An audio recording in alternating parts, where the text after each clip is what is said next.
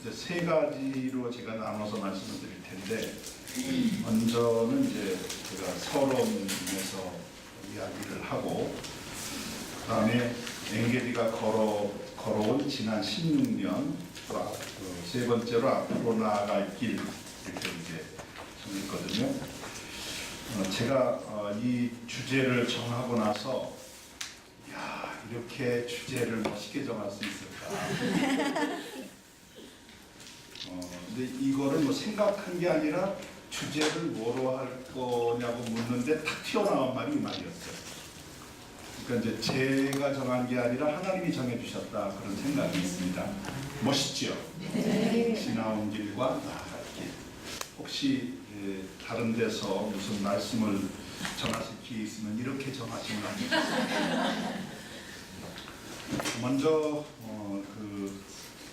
우리의 과거 역사 앞으로 갈 거를 점검하기 전에 우리가 서 있는 이 신앙의 근거가 뭔가 하는 것을 점검해 보려고 하는데, 그 근거는 성경입니다.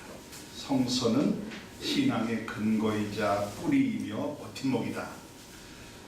이것도 나쁘지 않은 표현이죠. 성경이 우리의 근거고 뿌리고 그리고 버팀목이다. 그러니까 성경을 떠나서는 쓰러질 수밖에 없고, 성경을 떠나서는 열매도 없고, 성경을 떠나서는 우리가 서 있는 자리가 견고할 수 없다, 그런 얘기입니다. 이제 문제는 성경이 뭐냐 하는 거예요. 성경을 우리가 어떻게 규명해야 될까?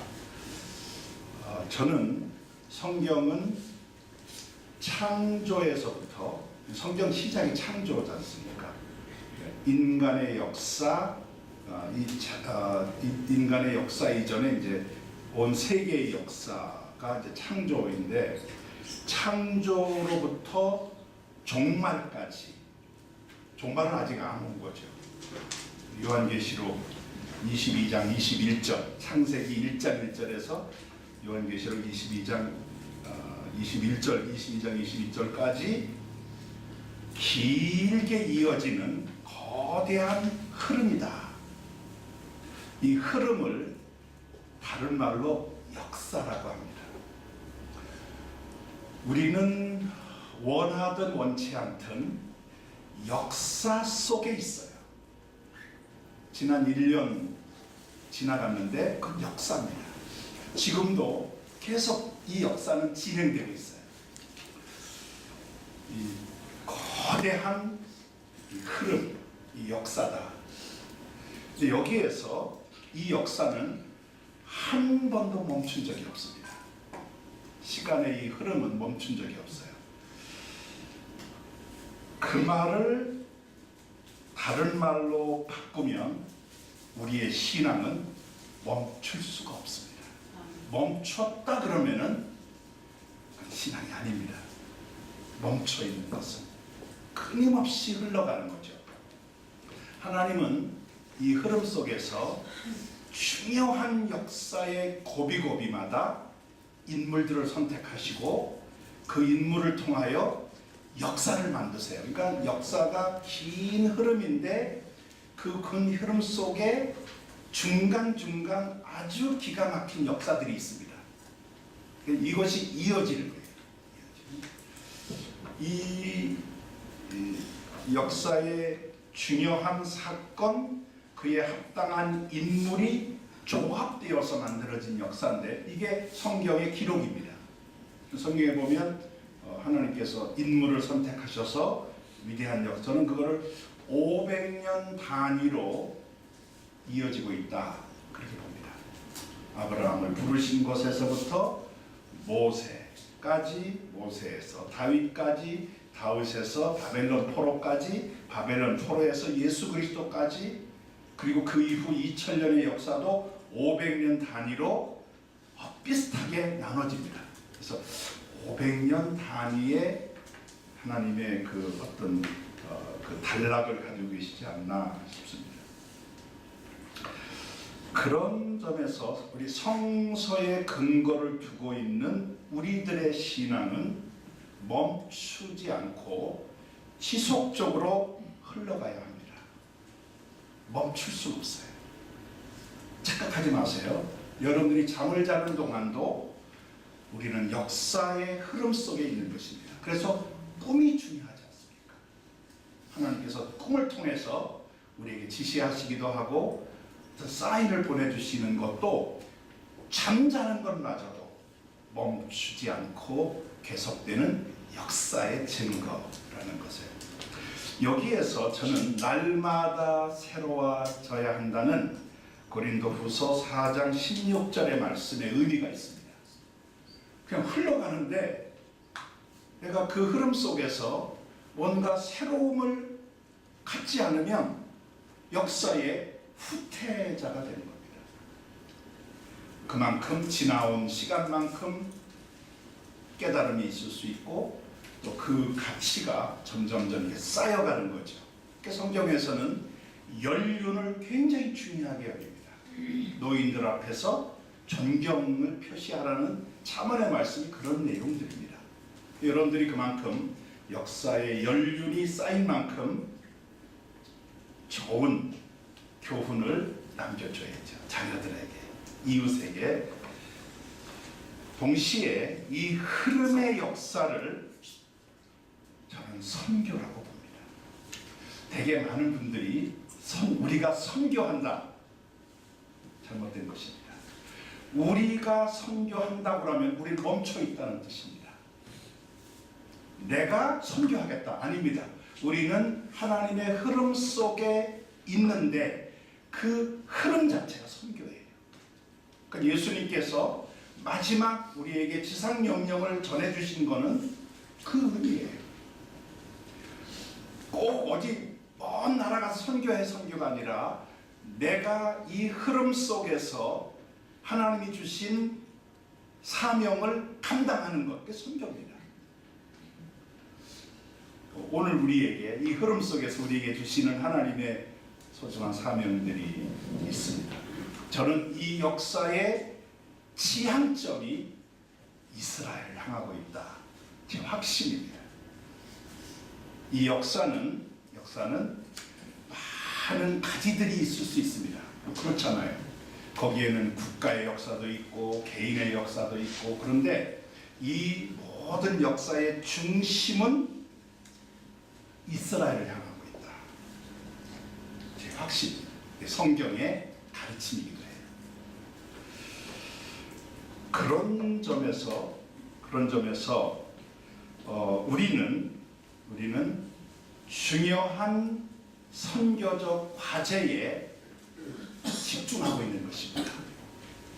거기에 이 중요한 역사의 길목에서 지금 우리에게 시급하게 당면한 과제가 뭘까?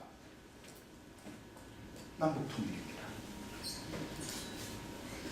혹시 남북통일에 대해서 관심이 없는 분은 자녀들에 대하여 직무유기하고 있는 것입니다. 나만 살면 된다, 그게 남북통일에 대한 관심을 외면하는 거죠. 저는 한국교회가 그런 점에서 시대적 사명에 대하여 책임 회피하고 있다고 생각합니다. 남북통일이 안 됐을 때 여러분 자녀가 어떻게 되겠습니까? 지금 여러분들은 지금 이 상태로 그냥 살아가면 되겠다, 그럴 수 있죠. 그런데 그 이후에 여러분의 자녀들이 이 상태를 계속 유지한다? 있을 수 없습니다. 이것만 해결되면 우리는 세계의 탈이 될 수도 있어요.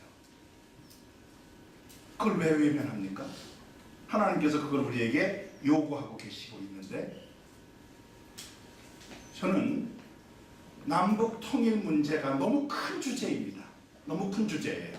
그런데 이 큰 주제는 한 사람 한 사람이 모여야 해결돼요. 여러분은 중요한 이 문제 해결의 주인공들입니다. 그저께 제가 어느 분하고 상담을 면담을 했는데 그분도 이 주제에 깊은 관심을 갖고 활동을 하는 분이었어요. 저희 학교 학생인데 나이가 많은 분이에요. 나름대로 여러 가지 이 통일 문제에 활동을 하는 분이에요. 그분이 저한테 이런 얘기를 하더라고요. 통일은 뭐 기도 많이 하는 분입니다. 주빌리 뭐 통일 주빌리 기도회 뭐 이런데 주역 역할을 하는 춘천 지역에 계신 분인데 남한에 우리가 하나가 될 때 통일이 된다. 내가 정면으로 반박했습니다. 아닙니다. 만약 그것이 원리라면 통일은 유언합니다. 하나 되겠습니까 우리가? 하나가 되겠냐고요? 될 수 없어요. 하나가 될 수 없습니다. 우리는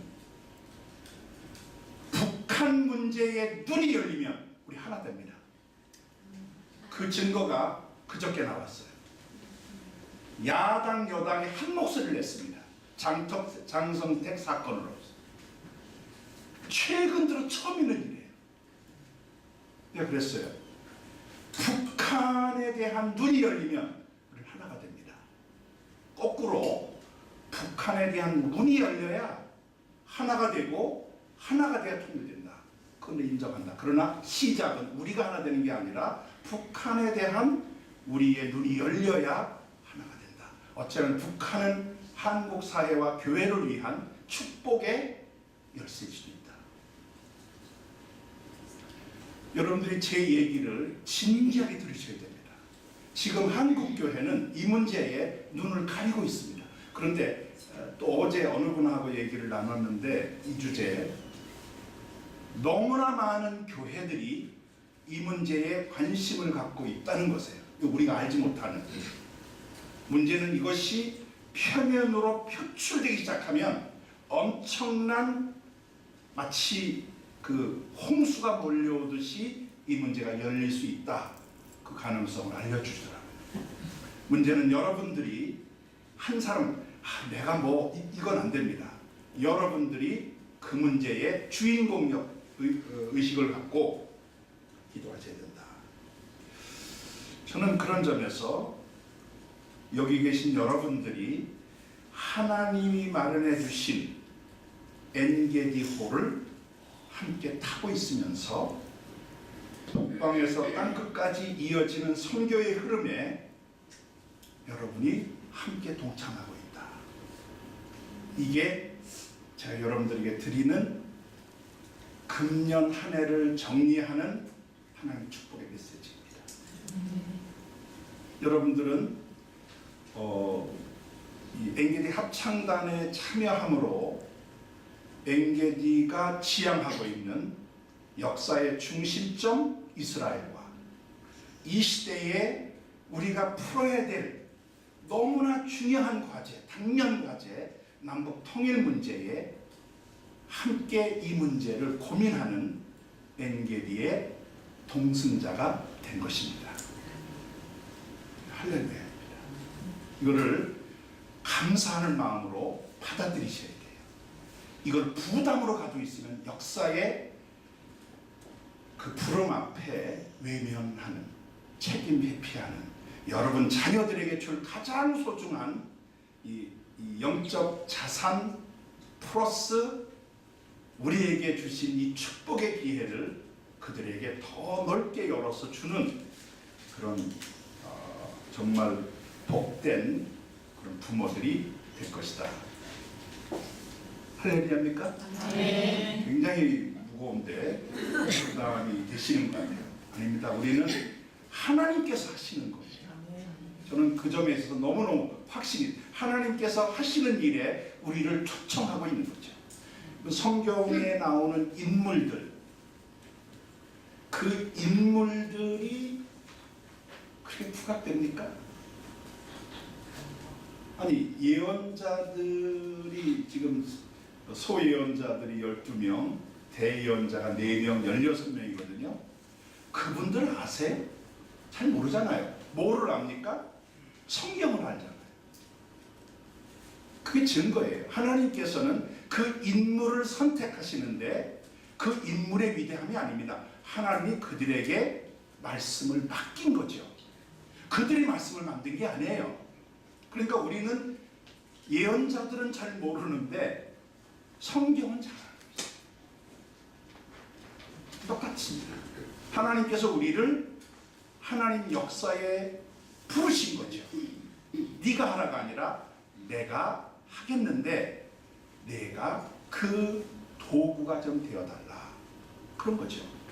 그거는 기도의 도구가 될 수도 있고 여러분들이 마음을 함께하는 그런 도구가 될 수 있다는 것입니다.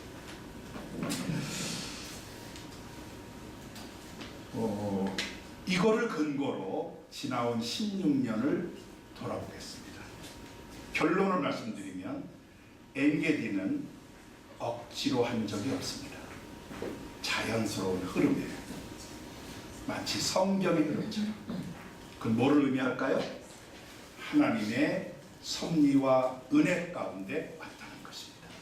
그게 중요한 거예요. 여기 누가 뛰어난 사람이 나와가지고 뭐를 만들어서 여러분들을 선동해서 한 게 아니라 그냥 자연스럽게 이 흐름을 타고 16년을 왔어요.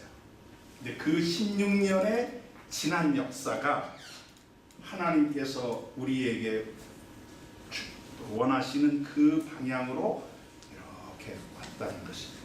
잘 아시는 내용이기 때문에 간단하게 넘어가도록 하겠습니다. 1998년 몇 월 달인가요? 한혜숙 권사님이 회장이시니까 몇 월 달에 상단을 했나요? 4월이죠? 아닌가요? 4월에 시작해서 창단 예배는 4월에 했어요. 그렇군요. 잉태는 3월에 했는데 탄생이 4월에 했군요. 한 달 만에 나왔으면 상당히 속성타로 나왔거든요.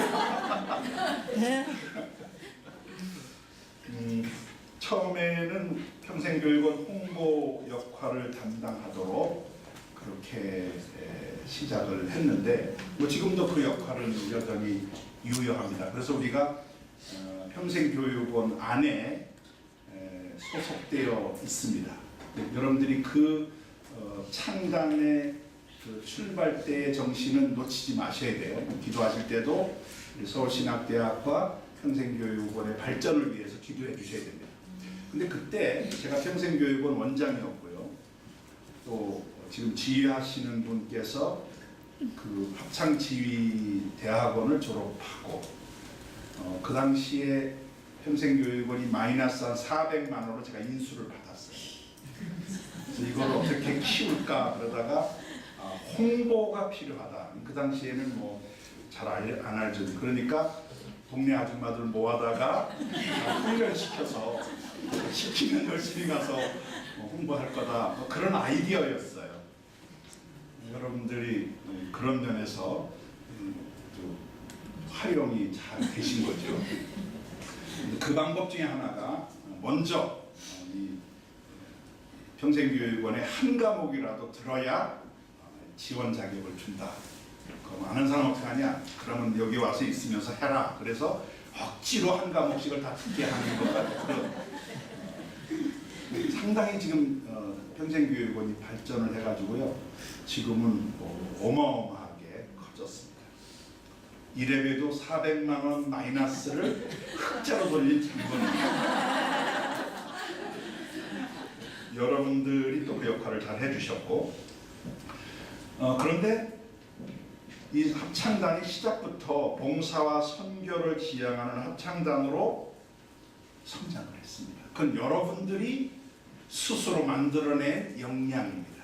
학교는 이렇게 요구했는데 여러분들이 그걸 잘 해서 아마 제가 알기로는 합창단 가운데 이런 선교, 봉사, 지향 합창단이 많지 않은 걸로 알고 있습니다. 그래서 우리는 찬양이 목적이 아니라 찬양이 수단이다. 그게 하나님 앞에 아름다운 것입니다. 찬양을 목적으로 하는 게 아니라 찬양을 매개로 하나님을 섬기는 그게 선교고 봉사다. 이런 그런 점에서 이 합창단의 그 어떤 가지고 있는 방향이 정확하게 잘 매칭됐다. 학교 안에서는 평생교육원 소속으로서 그 역할이 있고 그러나 우리 학교가 또 지향하는 게 하나님을 섬기는 거니까 거기에 가장 적합한 그런 단체로 선정하십니다. 그러면서 이제 여러분들이 활동을 해 오셨는데 2000년에 연변 지역 중심으로 탈북자 선교와 그 선교사와 접목되면서 북방 선교가 시작이 됐습니다. 자연스러운 그 접목이었습니다. 4차례 연변 지역 순회죠. 이게 몇 년인가요? 2001년인가요? 2002년인가 처음 간 게 2001년 아닌가 싶은데 2001년 그 다음에 2년 뒤에 또 갔던가요?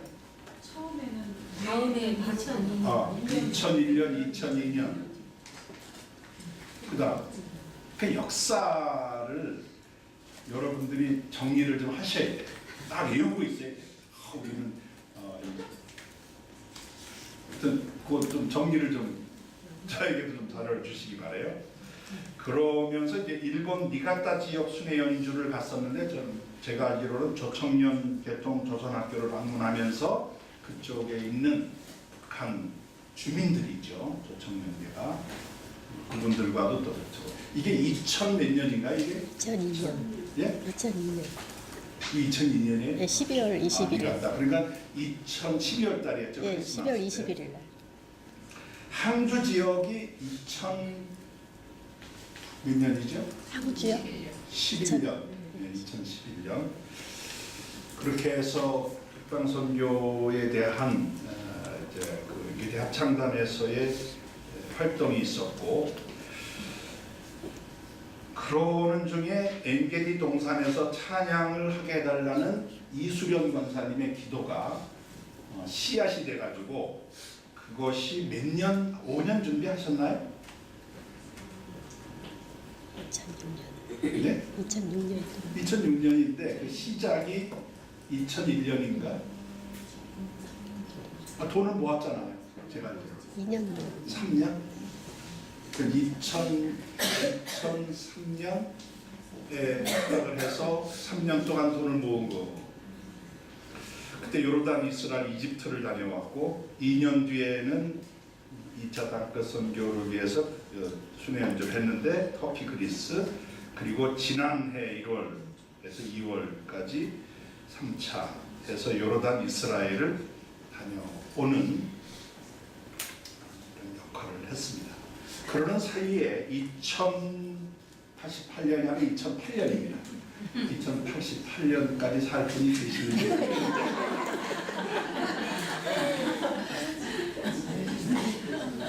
그냥 놓으면 사실 것 같아요. 2008년 12월 창립총회를 거쳐서 엔게디 선교회가 창립하게 됐습니다. 이거는 2008년 터키 그리스를 다녀오면서 발단이 거기서 이제 발기 모임이 있었고 그것이 이제 구체화된 거죠. 지난 2년 동안 저는 적응 기간이라고 생각이 들어요. 이런저런 조직이라든지 운영의 효율성을 높이기 위해서 노력을 해 왔는데 그러는 사이에 120명의 회원을 갖고 있는 선교회로 성장을 하게 됐습니다. 6년이 지난 지금 4개 부서, 지도교육자회, 엔게디 합창단, 8개마인 성경연구, 티크박 자녀 모임 해서 이제 4개 부서가 확정이 됐고요. 그전에는 여러 다른 부서를 시도를 했는데 하나님께서 그걸 다 정리하게 하시고 이 4개를 그 다음에 이제 충주 지부가 한 개 부서 지부가 이제 생겨서 조직을 갖추게 됐습니다. 지난 11월 선교회 제6차 창립총회를 가지면서 새로운 임원진 구성을 갖게 됐고 대표시도 목사, 총무서기 회계, 홍보강사, 감사. 근데 우리 홍보강사를 신설을 해서 좀 더 홍보할 수 있도록 했는데 지금 앞에서 저를 찍고 계신 분이 홍보강사십니다. 아까 말씀드린 대로 자연스러운 흐름이라고 하는 것입니다. 자연스러운 흐름. 이거는 아주 소중한 우리의 자랑입니다. 무엇을 하려고 애쓴 게 아니라 하나님의 흐름에 맞추어서 거기에 따라서 내려왔다. 억지가 아니라 이건 하나님의 순리에 의한 하나님의 개입이다. 그것만큼 우리에게 큰 복은 없습니다. 자, 그러면 우리가 앞으로 나아갈 길이 뭘까? 저는 예레미야 70년을 믿고 또 그것을 우리 민족에게 적용해달라고 기도를 했습니다. 기도를 시작을 했습니다. 지난주 토요일 날 한국복음주의 구약학회 50명 정도 모였는데 그 각 신학대학의 구약을 가르치는 교수님들이 있죠. 제가 그 직전 회장이라 저보고 개회의 설교를 부탁을 했는데 거기에서 예레미야의 70년 예언과 그 적용 가능성이라고 하는 제목으로 설교를 했습니다. 아마 구약 전공한 박사님들 앞에서 용감한 설교라고 평가를 받았어요. 저는 이 설교를 제가 준비하고 또 설교를 하면서 성경은 해석을 해야 될 주제, 그 텍스트이기도 본문이기도 하지만 해석을 정확하게 하는 것도 중요하죠. 그게 되게 이제 학자들이 하는 일이고 또 관심을 가져야 될 내용이죠. 그런데 성경의 또 다른 면, 마치 그거는 동전의 양면 같이 한쪽 면은 주석 해석이라고 하면 또 하나의 면은 적용이다. 이 적용이 이게 진짜거든요. 이 본문을 어떻게 이해하느냐 하는 것은 하나님께서 이스라엘에게 주신 하나님의 말씀, 그 내용을 우리가 정확하게 파악하는 거라면 적용은 우리에게 그걸 어떻게 우리의 삶에 그 내용을 가져올 것이냐에 대한 내용입니다.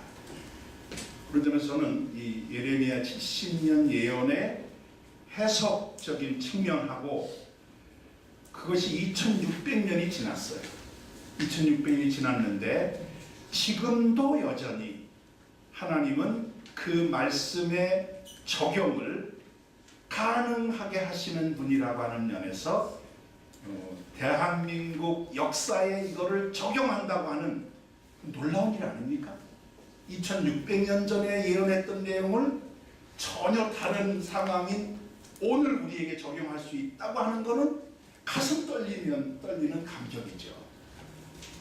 그러면서 이제 이 이야기를 했는데 반응이 아까 말씀드린 대로 용감한 제안이었다고 반응이 있었고, 그 다음에 또 하나는 아주 무거운 주제를 안겨주었다. 잘 생각하지 않았던 주제를 전해주었다. 그런 반응이 있었습니다. 여러분들에게 제가 두 번째, 첫 번째는 구약 박사님들에게, 두 번째는 부천 지역 아줌마들에게 이게 기가 막힌 조화입니다. 서울에 계시면 죄송합니다.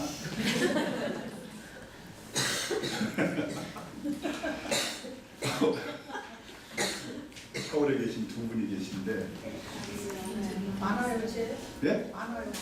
그래요? 네. 그러시구나. 부천 와서 고생들 하십니다. 이 예레미야 70년 예언은 포로가 된 거예요. 끌려갔어요. 그런데 거짓 예언자들이 나타나가지고 2, 3년 만에 하나님이 돌아가게 할 것이다 라고 예언을 하고 다니는 겁니다. 그러니까 포로로 잡혀온 사람들이 그 얘기를 듣고 얼마나 기쁘겠어요. 돌아간다. 들뜬 분위기예요. 그때 이제 예레미야 29장에서 하나님께서는 70년이 차야 돌아오게 한다고 하신다. 이게 예레미야의 70년 예언입니다. 근데 이 내용이 이사야 40장 2절에 보면 복역의 때가 찼다는 말이 나와요. 그러니까 이제 예루살렘에 위로하라, 예루살렘을 위로하라. 복역의 때가 끝났기 때문이다. 그러니까 70년 예언이 뭐죠? 감옥에 들어가서 살아야 될 죄값을 치르는 기간이라 복역의 때가 끝났다. 역대하 36장 21절에 보면 70년 예언을 땅의 안식년으로 해석을 합니다. 땅의 안식년. 떠나가 있는 동안 땅이 안식년을 누렸다는 것입니다. 그래서 이제 새롭게 그 땅을 그 원기를 회복시켰다 뭐 이런 뜻이겠죠. 다니엘 9장 2절에 보면 다니엘이 예레미야의 서책을 읽다가, 서책이라는 말을 쓰는데 예레미야의 두루마리로 된 이제 뭐 예언서를 읽다가 70년 예언을 깨달았다고 합니다. 그래서 70년이 차면 하나님께서 이스라엘을 온전하게 회복하신다고 했구나. 거기에 민족을 위한 금식 기도를 합니다. 이게 다니엘이 민족을 위한 금식 기도를 하는 근거예요. 근데 그 기도 끝에 잘 아시는 71회의 예언을 받아요. 그러니까 70년이 71회라고 하는 또 다른 하나님의 예언으로 연결이 됩니다. 스가랴가 예루살렘과 유다의 회복을 탄원하면서 하나님께 탄원하면서 아니 하나님께서 70년 동안 70년이 차면 회복한다고 하는데 왜 이렇게 예루살렘 성전이 무너진 채로 있습니까? 예루살렘 성전을 짓는 재건하는 일에 왜 이런 지지부진합니까? 하는 기도를 할 때도 예레미야 70년 예언을 그가 근거로 삼고 있습니다. 이런 것을 봤을 때 예레미야 70년은 그냥 하나로 끝난 게 아니라 주변에 다른 예언에 많은 영향을 끼쳐요. 근데 한 가지 이사야 23장 15절에 보면 이 70년에 대한 아주 색다른 해석, 이건 뭐 예레미야 70년은 아니에요. 거기 뭐라고 나오냐면은 한 왕의 연수가 70년이다. 그렇게 나와요. 그래서 두로가 70년이 지나고 나면 다시 회복이 되어서 그건 부정적이에요. 그 두로가 아주 교만해진다 뭐 이런 뜻을 표현하는데 거기에도 두로가 멸망을 했는데 70년이 한 왕의 연수인데 회복이 된다 뭐 이런 내용이 이제 나옵니다. 그렇다면 이거는 보편화가 가능한 거죠. 그러니까 예레미야 70년이 이스라엘과 관련된 회복의 근거로서 제시가 되는 것과 함께 한 기간, 어떤 일정한 한 왕의 연수라는 것은 한 통치자의 기간을 70년으로 보는데 저는 이거를 30 플러스 40이라는 구도로 볼 수도 있지 않을까. 그래서 40은 이제 고난의 수고, 30은 하나님의 수, 뭐 이렇게 얘기를 하지 않습니까? 거기까지는 제가 생각을 안 해봤는데, 그래서 인간 고난과 하나님의 수가 채워지는 70년 그렇지 않을까 생각을 합니다. 그러다가 재미있는 현상을 보게 됐어요. 소련 공산주의의 시작이 1917년인데 고르바초프의 등장이 1985년입니다. 그리고 1991년에 소련이 해체가 돼요. 15개 나라로. 고르바초프의 등장에서 6년이 걸립니다. 그럼 1917년에 러시아 공산주의 혁명이 일어났는데 그러면 1987년이거든요. 고르바초프의 등장이 85년이라면 고르바초프의 등장에서 2년 뒤가 1987년인데 70년입니다. 70년에 또 하나 중국이 공산주의가 이제 공산주의 국가로 넘어가는 중요한 사건이 오사혁명인데 이거는 우리 3.1 운동을 그 영향을 받고 중국이 우리나라 영향을 받고 오사혁명을 일으켰어요. 근데 그 혁명에 이어지는 게 공산주의의 등장입니다. 그게 1919년이에요. 근데 천안문 사태, 이게 이제 소위 민주화 사태가 공개적으로 민주화 사태가 그러는 게 1989년입니다. 70년에 재밌지 않습니까? 또 하나 몽골이 이제 중국 지배를 받고 하다가 중국으로부터 이게 소련과 손을 잡으면서 중국으로 분립 독립해요. 지금 이제 내몽골이 있고 외몽골이 있는데 두 개로 나눠졌는 아직 내몽골은 중국 통치 아래에 있고 외몽골이 1921년에 독립을 합니다. 소련과 손을 잡고 공산주의가 되는 거예요. 그게 몽골 인민공화국입니다. 근데 이 몽골 인민공화국 공산주의가 1992년에 몽골국으로 변경을 하면서 소련으로부터 이제 소련의 지배를 벗어나면서 시장 경제를 도입을 해요. 근데 지금 몽골이 아주 급성장을 한다는 거 아닙니까? 근데 그것도 1921년에서 1992년, 70년, 71년입니다. 지금 우리나라와 관련해서 소련, 중국, 몽골 전부 이게 공산주의인데 70년 만에 결단이 났어요. 다 돌아섰어요. 자, 그렇다면 이사야 23장 15절에 얘기했던 한 왕의 연수라고 하는 이 한 통치 어떤 기간을 70년으로 보는 이것과 연관이 있겠다는 것입니다. 그런데 이제 이 70년과 관련해서 기점을 어디로 잡아야 되느냐? 저는 1948년으로 잡는데 왜냐하면 이 1948년에 너무너무 중요한 사건이 두 개가 일어납니다. 하나는 이스라엘의 독립이에요. 1948년 5월 14일. 그리고 약 3개월 뒤에 대한민국의 정부 수립이 있습니다. 1948년 8월 15일. 3개월의 간격이 있는데 1948년이거든요.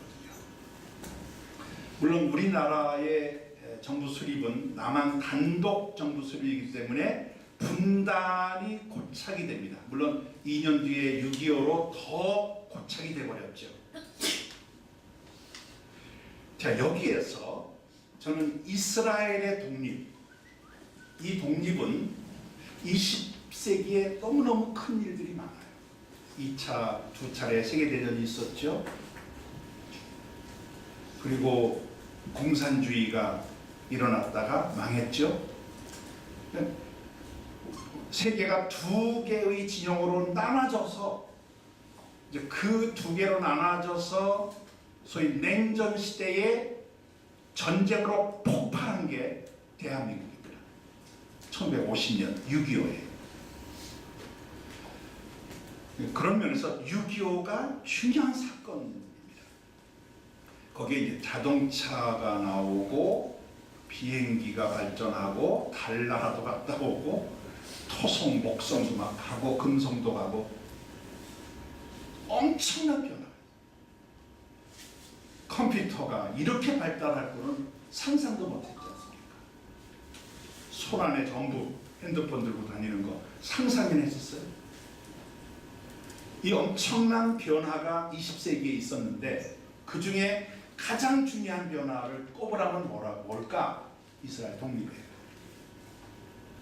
여러분들은 수용하지 않는 분위기인데 제가 여러분들을 설득할 용의가 있습니다. 왜 그럴까요? 다른 것은 인간이 만든 역사인데 이스라엘 독립만큼은 하나님이 만드신 거예요. 저는 그 점에 있어서 너무너무 확신이 있습니다.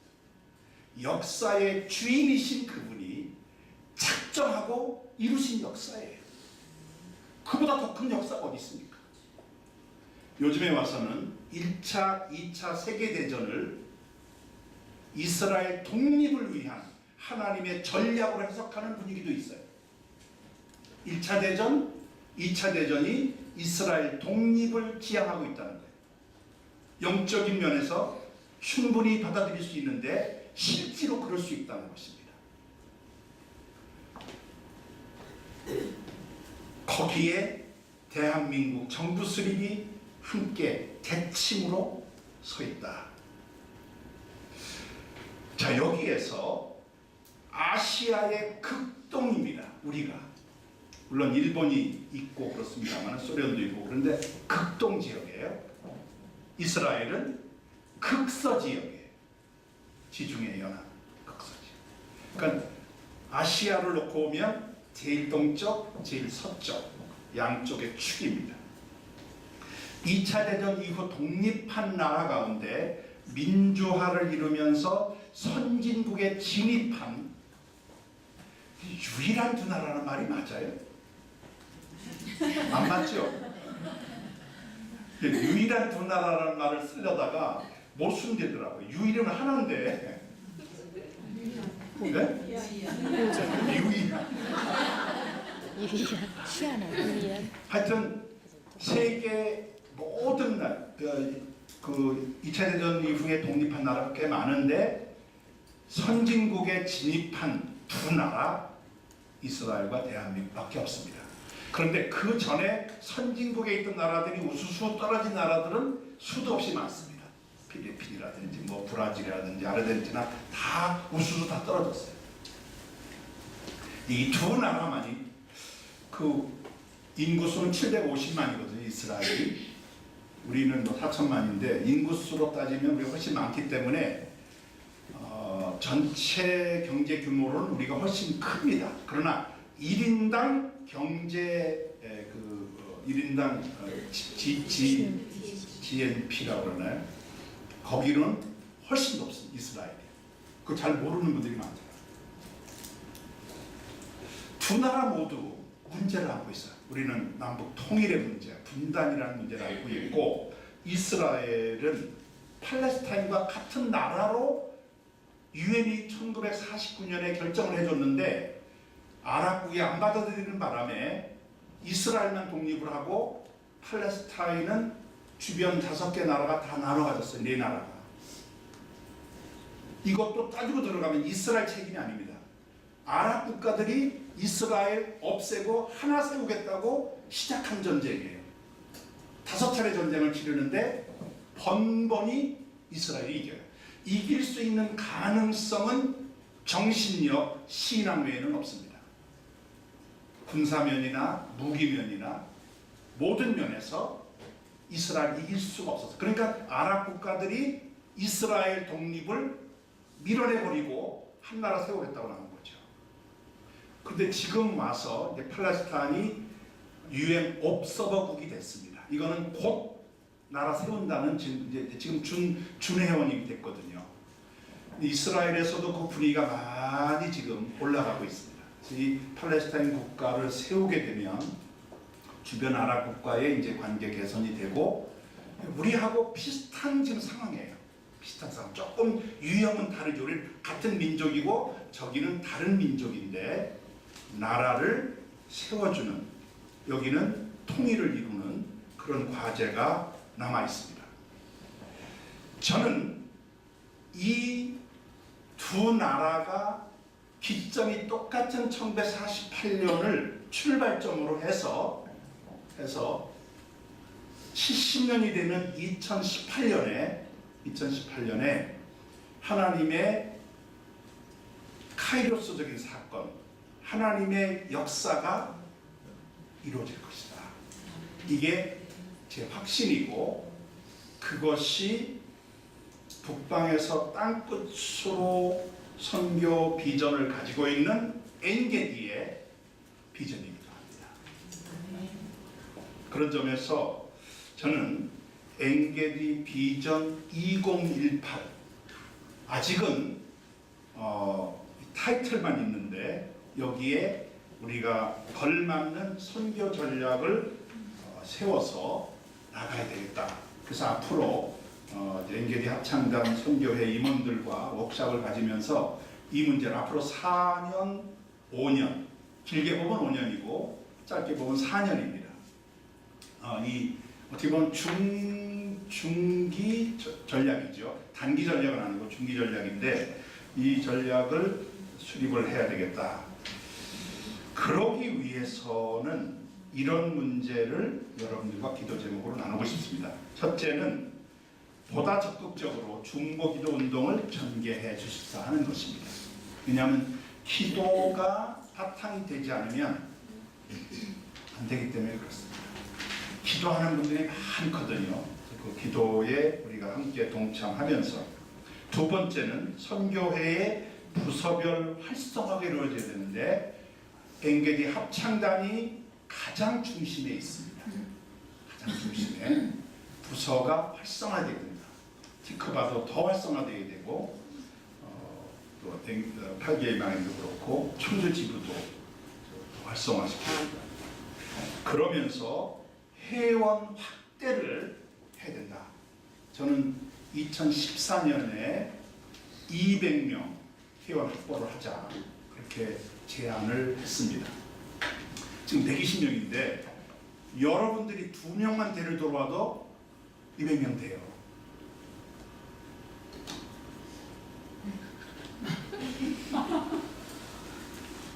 아니, 주변에 이런 신앙적으로 이런 선교에 함께 기도할 분들이 2분이 없으세요? 없으세요? 하여튼 뭐 알아서 하시고 1년 안에, 뭐 내일 당장이 아니라 1년 안에 회원 확대를 좀 해야 되겠다 하는 것이고, 그 다음에 이거는 제가 좀 얘기를 할까 말까 하다가 말씀을 드리는데, 회비를 좀 잘 내주셨으면 힘을 받겠습니다.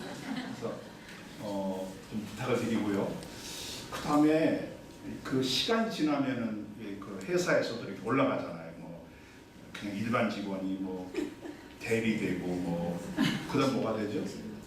과장 되고, 뭐 부장 되고 그러는데, 이게 몇 년 됐는데 똑같이 회비를 똑같이 내는 거는 본인의 신앙 성장에 대한 그 표현을 안 하시는 것 같아요.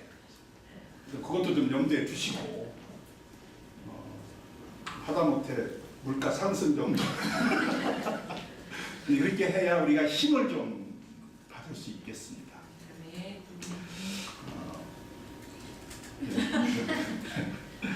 그 다음에 이제 8개의 마인 성경 연구 통해서 우리 성서적 기반을 말을 하려고 하는데, 오늘 강의했던 이런 내용을 중심으로 우리가 갈 방향에 대한 성경적 근거를 2018년까지 차곡차곡 공부하려고 합니다. 이제 뭐 제가 그 다른 공부 안 하고 하는데, 내년부터는 수강제로 공부하실 분만 수강하시고, 괜히 뭐 다오라 이제 그런 광고 안 하려고 그래요. 괜히 부담되잖아요. 그래서 꼭 좀 이 공부하고 싶다 그런 분은 7주를 할 예정이거든요. 한 학기에 7주